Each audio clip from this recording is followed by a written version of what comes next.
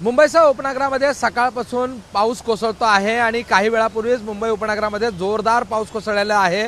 त्याचा परिणाम आपण रस्त्यावर पाहू शकतो। मी सध्या आहे लाल बहादूर शास्त्री मार्गावर भांडूप जवळ आपण ठिकठिकाणी जर बघितलं तर मोठ्या प्रमाणात सखल भागांमध्ये पाणी जे आहे ते लाल बहादूर शास्त्री मार्गावर भरलेलं आपल्याला पाहायला मिळतं आहे।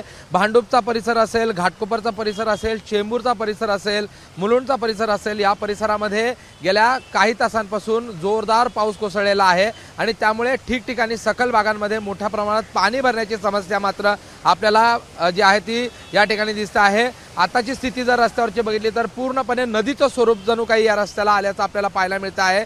यामुळे लाल बहादूर शास्त्री मार्गासह जे महत्त्वाचे रस्ते आहे त्या ठिकाणची वाहतूक जी आहे ती मात्र आपल्याला मंदावलेली पाहायला मिळते। ठिकठिकाणी वाहतूक कोंडीची समस्या देखील आपल्याला पाहायला मिळते आहे।